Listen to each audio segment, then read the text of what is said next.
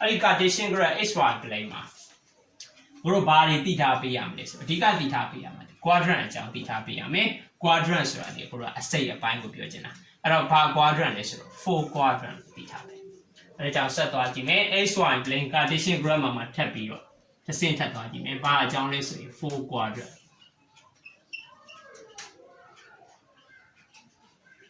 4ဆိုတာ၄ခုရှိတယ်ပေါ့ quadrant QUADRANT quadrant ဆိုတာအစိတ်ပိုင်း4 quadrant ဆိုတဲ့အကြောင်းကိုတော့သင်္ချာမှာခေါ်တော့၄ပိုင်းစိတ်လို့ခေါ်တယ်။ဘာလို့ခေါ်လဲဆိုတော့၄ပိုင်းစိတ်လို့အပိုင်း၄ပိုင်းရှိတယ်ပေါ့ဘလို့အပိုင်း၄ပိုင်းရှိတယ်တစ်ပိုင်းနှစ်ပိုင်းသုံးပိုင်း၄ပိုင်းဒီအပြင် first quadrant second quadrant third quadrant fourth quadrant အဲ့တော့ first quadrant ကိုဘယ်လိုသတ်မှတ်လဲဆိုတော့ x တန်မိုးအပေါင်းနဲ့ y တန်မိုးအပေါင်းရှိတဲ့အခွက်ကိုကတော့ first quadrant လို့သတ်မှတ်ပြရအောင်FIRST first QUADRANT first quadrant အငြင်းသားကိုတော့ x တန်မိုးအပေါင်းနဲ့ y တန်မိုးအပေါင်းရှိတဲ့အပိုင်းကို first quadrant လို့သတ်မှတ်တယ်အဲ second quadrant ဆိုတော့နိုင်လက်တံပြောင်းပြန်အတိုင်းတော့နိုင်လက်တံကဒီလိုသွားတာပေါ့အဲ့တော့နိုင်လက်တံပြောင်းမယ်ဆိုတော့ first quadrant ကနေနိုင်လက်တံပြောင်းမယ်ဆိုဒီလိုလေးပတ်သွားပြရမယ်အဲ့ဒါကြောင့်ဒါဒီ second quadrant ဖြစ်မယ်ဒါဒီ third quadrant ဖြစ်မယ်ဒါဒီ fourth quadrant ဖြစ်မယ်အဲ့လိုလေးသတ်မှတ်ပြရမယ်IC0 and the second QUADRANT second quadrant မှာဆိုရင်ပေါ့ x တန်မိုးပါဖြစ်မယ် y တန်မိုးပါဖြစ်မယ်အဲ့တော့ x တန်မိုးဆိုတဲ့ကအရင်လာတာဒီ x တန်မိုးဖြစ်ရမယ်နောက်မှလာတာဒီ y တန်မိုးဖြစ်ရမယ်အဲ့တော့ဒီ second quadrant ကိုတစ်ချက်ကြည့်တော့ x တန်မိုးတွေဒီဘာတွေပဲရှိလဲအနှုတ်တွေပဲရှိ x တန်မိုးအနှုတ်နဲ့ y တန်မိုးတွေကြတော့အပေါင်းအဲ့တော့ x တန်မိုးအနှုတ်နဲ့ y တန်မိုးအပေါင်းစုံတဲ့အမှတ်ကိုက second quadrant မှာရှိတယ်လို့သတ်မှတ်တယ်အဲ့တော့ဒီကောင်ဒီ third quadrant THIRD QUADRANT quadrant တတိယ၄ပိုင်းဒီတတိယ၄ပိုင်းစိတ်ဆိုတာဒီဘေတန်မိုးတွေပဲရှိမလဲ x တန်မိုးအနှုတ်နဲ့ y တန်မိုးအနှုတ်ရှိတော့အမှတ်ဒီ third quadrant မှာရှိနေတယ်နော်အဲ့လိုပဲကိုက fourth quadrant FOURDH 4 QUADRANT 4 quadrant 4 quadrant ဒီ x တန်မိုးပါချင်တယ် x တန်မိုးအပေါင်းနဲ့y တန်မိုးအနှုတ်ရှိတဲ့အမှတ်ဒီ 4 quadrant မှာရှိမယ်ကိုအဲ့လိုလေးသိထားပြရအဲ့တော့ x တန်မိုးအပေါင်း y တန်မိုးအပေါင်းရှိတဲ့အပိုင်းကိုကြာတယ်ကို first quadrant လို့သတ်မှတ်တယ် x တန်မိုးအနှုတ်နဲ့ y တန်မိုးအပေါင်းရှိတဲ့အပိုင်းလေးကိုကြာတယ်ကို second quadrant လို့သတ်မှတ်တယ် x တန်မိုးအနှုတ်နဲ့ y တန်မိုးအနှုတ်ရှိတဲ့ဒီအပိုင်းလေးကိုကြာတယ်ကို third quadrant လို့သတ်မှတ်တယ် x တန်မိုးအပေါင်းနဲ့ y တန်မိုးအနှုတ်ရှိတဲ့ဒီအပိုင်းလေးကိုကြာတယ်ကို fourth quadrant လို့သတ်မှတ်တယ်အဲ့ဒါလေးကတော့ကိုသိထားပြအောင်အဲ့လေးသိသွားပြီဆိုရင်ပုံမှန်နေရာချကြည့်မယ်ဆိုရင်အမှတ် A ဒီ 2, -5 ဆိုတဲ့ကြောင့် x တန်မိုး2နဲ့ y တန်မိုး -5 နဲ့စုံတဲ့နေရာလေးမှာဒီအမှတ်လေးပေါ့အဲ့ဒီအမှတ်လေးကို A လို့သတ်မှတ်တယ်အဲ့ဒီအမှတ်လေးဒီပါလေ2, -5 ဖြစ်ပါတယ်ဟုတ်ပြီအဲ့ဒါစီဒီမှာအမှတ်လေးတစ်မှတ်ရအဲ့ဒီအမှတ်ဒီဘယ် quadrant မှာရှိတယ်တို့ဒီမှာလေ x တန်မိုး2 y တန်မိုး -5 စုံတဲ့နေရာမှာအမှတ် A လေးသတ်မှတ်ပြီးတော့ဒီကောင်ဒီဘယ် quadrant မှာရှိနေရလဲ first quadrant မှာရှိရလား second မှာရှိရလား third မှာရှိရလား fourth မှာရှိရဘယ်မှာရှိနေရလဲ fourth quadrant စတုတ္ထ၄ပိုင်းစိတ်မှာရှိနေတာအဲ့ဒီကြောင့်ဒီပေလေးမှာရေးပေးမယ် FOURDH4QUADRANT 4 quadrant အဲ့ဒါကဒီမှာအခု A အမှတ်ကိုမှတ်လိုက်တဲ့သဘောဒီကပီထားတဲ့တန်ဖိုးလေးတွေကိုအတိအကျလေးလိုက်မှတ်လိုက်အဲ့လိုမှတ်ဖင်းနေဒီတိုင်းတန်းပြီးတော့ပေါ့ဆုံးဖြတ်လို့မရဘူးလားပေါ့ဆုံးဖြတ်လို့ရတယ်ဘယ်လိုဆုံးဖြတ်လဲဒီလက္ခဏာလေးနဲ့ဆုံးဖြတ်point B ကိုတစ်ချက်စဉ်းစား point B မှာဆိုရင် 3,4 တနည်းအားဖြင့် h တန်မိုးလေးအပေါင်း3ဆိုတာဒီရှိမှာဘာမှမပါတော့အပေါင်း h တန်မိုးလေးအပေါင်း y တန်မိုးတည်တယ်ဗါလေ4ဆိုတဲ့ကြောင့် +4 ပေါ့အပေါင်းဖြစ်နေ h တန်မိုးအပေါင်း y တန်မိုးအပေါင်းဖြစ်တဲ့အတွက်ကြောင့်သူ့ကိုကတော့ပုံမှန်မမှတ်ဖဲနဲ့တန်းပြီးတော့ quadrant ခွဲထားရမယ် h တန်မိုးအပေါင်း y တန်မိုးအပေါင်းဆိုရင်ဘယ် quadrant မှာရှိလဲ first quadrant မှာရှိနေပြီအဲ့လိုလေးကိုဆုံးဖြတ်တယ်အဲ့လိုပဲကို point C အမှတ် C ကိုလည်းဒီ xy plane မှာသွားပြီးတော့နေရာမချဘဲနဲ့အဲ့ဒီအမှတ် C ဒီဘယ် quadrant မှာရှိနေရလဲဆိုတော့ကိုတိုင်းပြီးတော့ဆုံးဖြတ်နိုင်ရမယ်ဘယ်လိုဆုံးဖြတ်လဲဆိုသူ့ရဲ့လက္ခဏာကြည့်ပြီးဆုံးဖြတ်တယ်အဲ့တော့ -3,2 ဖြစ်တဲ့ကြောင့် x တန်မိုးဒီအနှုတ် y တန်မိုးဒီအပေါင်း x တန်မိုးအနှုတ် y တန်မိုးအပေါင်းရှိတဲ့ quadrant ဒီဘယ် quadrant ဖြစ်မလဲ second quadrant ဖြစ်နေတယ်အဲ့ဒါကြောင့် C အမှတ်ဒီ second quadrant မှာရှိနေတယ်အဲ့လိုလေးကိုဆုံးဖြတ်တယ်အဲ့လိုပဲ point D အမှတ် D ဒီဘယ် quadrant မှာရှိတယ် -4, -6 ဆိုတဲ့ကြောင့်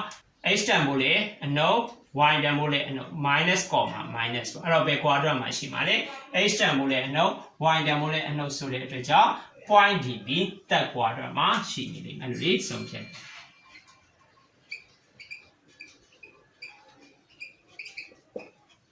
ပြီးတော့တစ်ဆင့်ထပ်ပြီးတော့ထပ်ပါကြည့်ကြည့်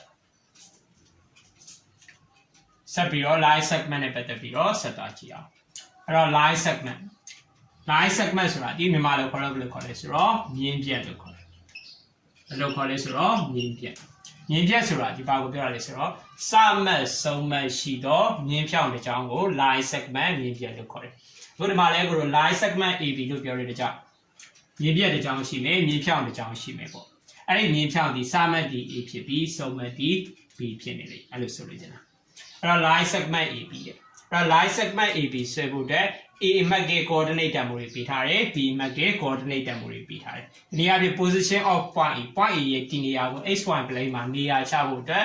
x coordinate တန်ဖိုး y coordinate တန်ဖိုးပေးထားပြီးတော့အဲ့လိုပဲ point B ကို xy plane မှာနေရာချဖို့အတွက် x တန်ဖိုး y တန်ဖိုး x coordinate တန်ဖိုး y coordinate တန်ဖိုးတွေပေးထားအဲ့တော့မဆွဲခင်မှာကိုတော့မြင်းချောင်းတွေကိုကအမျိုးအစားခွဲမယ်ဆိုရင်၃မျိုးရှိတယ်ဘယ်လိုလဲဆိုတော့ရေပြင်ကြီးမြင်းချောင်း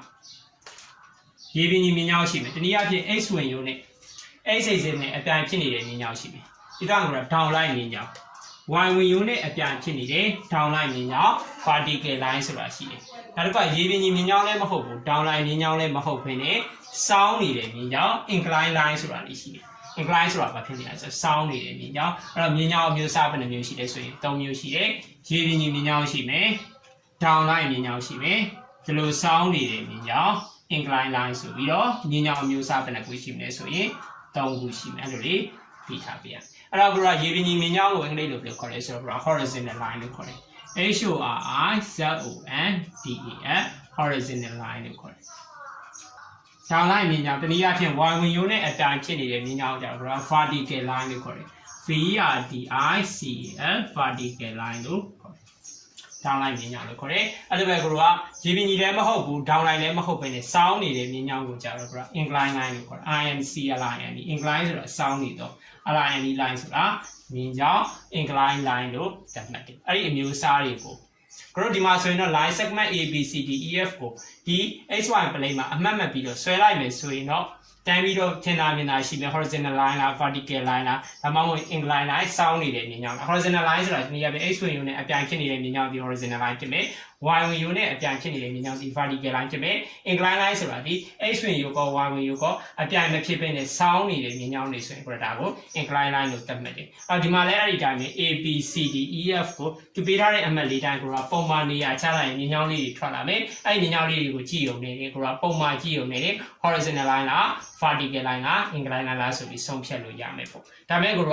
ပုံစံတွေတွက်တဲ့အခါမှာဒီလိုပုံကြီးဆွဲနေအချိန်ကြတယ်အဲ့ဒါကြောင့်သူပေးထားတဲ့ဒီအမှတ်တန်ဖိုးလေးတွေကြည့်ပြီးတော့ဒီ line segment ABD သူ့ရဲ့ AB အမှတ်တန်ဖိုးတွေကြည့်ပြီးတော့မှဒီ ABD horizontal line ဖြစ်မှာလား vertical line ဖြစ်မှာလားအခုဆုံးဖြတ်ကြည့်မယ်အဲ့တော့ဆုံးဖြတ်မယ်ဆိုရင်ဘယ်ဟာနဲ့ဆုံးဖြတ်လဲဆိုတော့အခုရေးပေးမယ်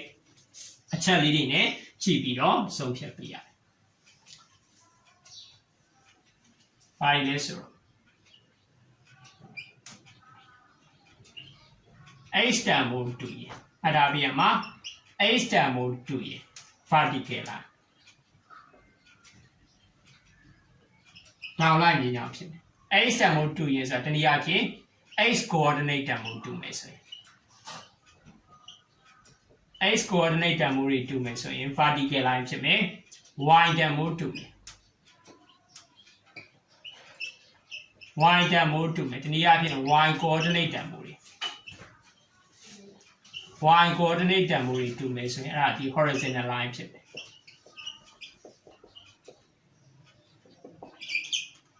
h တန်ဖိုးကော y တန်ဖိုးကောမတူဘူးဆိုရင် h တန်ဖိုးတွေလည်းမတူဘူး y တန်ဖိုးတွေလည်းမတူဘူးဆိုရင်အဲ့ကောင်ကိုဘယ်လိုသတ်မှတ်လဲဆိုရင် incline line လို့သတ်မှတ်ပေးရတယ်ပေါ့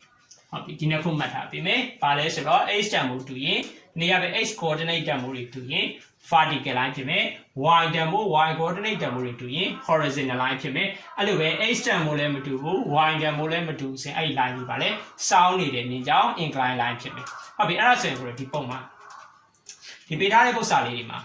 ပုံမဆွဲခင်မှာအရင်ဆုံးဆုံးဖြတ်ကြည့်ကြည့်အောင် AB မြင်းကြောင်းဒီ horizontal line ဖြစ်မလား vertical line ဖြစ်မလား incline line ဖြစ်မလားအဲ့လိုပဲ CD မြင်းကြောင်းဒီ horizontal line ဖြစ်မလား vertical line ဖြစ်မလား incline line ဖြစ်မလားအဲ့လိုပဲ EF မြင်းကြောင်းဒီ horizontal line ဖြစ်မလား vertical line ဖြစ်မလား incline line ဖြစ်မလားဆုံးဖြတ်ကြည့်မယ်။ဘာနဲ့ဆုံးဖြတ်မလဲဒီချက်နဲ့ဆုံးဖြတ်တယ်။အဲ့ချက်မို့တူရင် vertical line y နဲ့မို့တူရင် horizontal line ဟုတ်ပြီ။အဲ့ဒါဆိုရင် AB တန်မို့ line segment AB ကိုတစ်ချက်သွားကြည့်အောင်။ A တန်မို့ဒီ 2.5 တဲ့ B ရဲ့ coordinate တန်မို့ဒီ 2.-3 ဘာတန်မို့တွေတူလဲ။ရှေ့ကတန်မို့တွေမတူလား2 2တူတယ်ဆိုတဲ့သဘောဒီလက္ခဏာလေးတူနေရမယ်အဲ့တော့ဒီမှာဆိုရင် point A မှာဆိုရင် h တန်မို့2 point B မှာဆိုရင် h တန်မို့2ဘာတန်မို့တွေတူလဲ h တန်မို့2တဲ့ကြောင့်ဒီ line ဒီပါ line ဖြစ်နေ vertical line ဖြစ်ဒီနည်းအားဖြင့် down line မြင်ကြောင်းဖြစ်နေတယ်အဲ့ဒါကိုတော့ပုံမှန်7နဲ့တန်းပြီးတော့ဆုံးဖြတ်လို့ရတယ်အဲ့လိုမျိုးပဲ line segment CDD horizontal line ဖြစ်မလား vertical line ဖြစ်မလား incline line ဖြစ်မလားဘာနဲ့ဆုံးဖြတ်လဲ h တန်မို့တူလား y တန်မို့တူလား h တန်မို့ကော y တန်မို့ကောမတူလားအကယ်၍သာ h တန်မို့တူရင် vertical line ဖြစ်မယ် y တန်မို့တူရင် horizontal line ဖြစ်မယ် h တန်မို့ကော y တန်မို့ကောမတူဆိုရင် vertical line မဟုတ်ဘူး horizontal line လည်းမဟုတ်ဘူး incline line ဖြစ်နေလိမ့်မယ်ပေါ့အဲ့လိုလေးကိုတော့ကြည့်ပြီးတော့ဆုံးဖြတ်ပေးမယ်ဟုတ်ပြီဒီမှာလေးကိုလည်းဆုံးဖြတ်ကြည့်အဲ့တော့ CE ပေါ့အဲ့တော့ C mat ဒီ 3, -2 D mat ဒီ -3, -2 အဲ့တော့ဘာတန်မို့တူလဲ h တန်မို့တူလား y တန်မို့တူလားx coordinate တန်မို့တူလား y coordinate တန်မို့တူလားတစ်ချက်ကြည့်လိုက်တော့3 - 3 x တန်မို့တူလားမတူဘူးအဲ့တော့ y တန်မို့ကိုတူလားဒီမှာ -2 ဒီမှာလေ-တနည်းအားဖြင့် y တန်မို့တူတယ် y coordinate တန်မို့တူတယ်အဲ့ဒါကြောင့် y coordinate တန်မို့တူရင်အဲ့ဒီမြင်ကြောင်းဒီ change ဒီတော့ဘာဖြစ်နေမလဲ horizontal line ဖြစ်နေတယ်အဲ့လိုတွေကိုဆုံးဖြတ်ပြတာဟုတ်ပြီအဲ့ဒါဆိုရင်က AB မြင်ကြောင်းဒီ vertical line ဘာကြောင့်လဲ h တန်မို့တူလို့အဲ့တော့ CD မြင်ကြောင်းဒီ horizontal line ဘာကြောင့်လဲဆိုတော့ y တန်မို့တူတဲ့အတွက်ကြောင့်အဲ့လိုပဲက EF မြင်ကြောင်းတစ်ချက်တာ EF မြင်ကြောင်းမှာဘာတန်မို့တူလဲ h တန်မို့တူလား2 - ဆို h တန်မို့လည်းမတူဘူးလို့ y တန်မို့ကိုတူလားမတူတဲ့အတွက်ကြောင့်ဒီမြင်ကြောင်းဒီက incline line ဖြစ်တယ်စောင်းနေတဲ့မြင်ကြောင်းဖြစ်နေတယ်ငါတို့အဲ့လိုလေးဆုံးဖြတ်ပြီးဟုတ်ပြီအဲ့ဒါဆိုရင်ပုံလေးနဲ့တစ်ချက်ဆုံးဖြတ်ကြည့်မယ်အဘတို့ဒီမှာ vertical line horizontal line incline line ဆိုပြီးဆုံးဖြတ်ထားတာဒီမှန်ရင်လားပေါ့တစ်ချက်သွားကြည့်မယ် A mat ဒီ 2, h တန်မို့2 y တန်မို့5 h တန်မို့2နဲ့ y တန်မို့5နဲ့စုံနေတယ်စကေးတော့ကိုင်နေရမယ် A mat လေးရှိမယ် 2, B mat ဒီဘက်မှာရှိတယ် h တန်မို့2 y တန်မို့-3 h တန်မို့2 y တန်မို့-3စုံနေနေရလေးမှာရှိ B mat ရှိမယ်2, -3 အဲ့အမှန်နံပါတ်ကိုဆက်ကြည့်လိုက်ဆက်ကြည့်လိုက်တဲ့အခါမှာ y ဝင်ရုံနဲ့ဘာဖြစ်နေလဲအပြိုင်ဖြစ်နေတယ် y ဝင်ရုံနဲ့အပြိုင်ဖြစ်နေတဲ့မြင်ကြောင်းဒီတနည်းအားဖြင့်ဘာ line လဲ vertical line ဖြစ်တယ်အဲ့ဒါကြောင့်အခုလို့ဆိုတာဒီအခုလို့ဆုံးဖြတ်ထားတာဒီပုံဆွဲရနဲ့ပြန်ကိုက်မယ်ဆိုရင်မှန်တယ်ပေါ့ဘာကြောင့်မှန်သွားလဲ h တန်မို့2လို့ h တန်မို့2ရင်ဘာ line လဲ vertical line ဖြစ်မယ်အဲ့လိုပဲအခုလို့ဆက်ပြီးတော့CD မြင်ကြောင်းကိုတစ်ချက်သွားကြည့်ကြည့်မယ် C mat ဒီ 3, -2 h တန်မို့3 y တန်မို့-2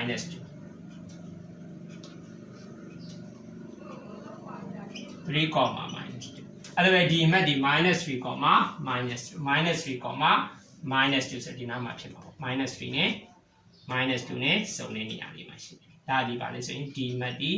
-3, -2 အဲ့အမှန်နံပါတ်ကိုဆက်လိုက်မယ်ဆိုရင် line segment မြင်းပြတ်တဲ့အကြောင်းရပါမယ်အဲ့ဒီမြင်းပြတ်တွေကိုတော့ဘယ်ဝင် unit ပြိုင်နေလဲ h ဝင် unit ပါဖြစ်နေလဲပြိုင်နေလို့ရတာဒီ horizontal line ဖြစ်ပြီဘာကြောင့် horizontal line ဖြစ်တာလဲအခုတို့ဆုံးဖြတ်ထားတာနေရောမှန်လားမှန်တယ်ဆုံးဖြတ်ထားတာလေ horizontal line လို့ဆုံးဖြတ်ထားတဲ့ကြောင့်မှန်တယ်ပေါ့ဘာကြောင့် horizontal line ဖြစ်ရလဲဆိုတော့ဘာတန်မို့တူလို့လဲ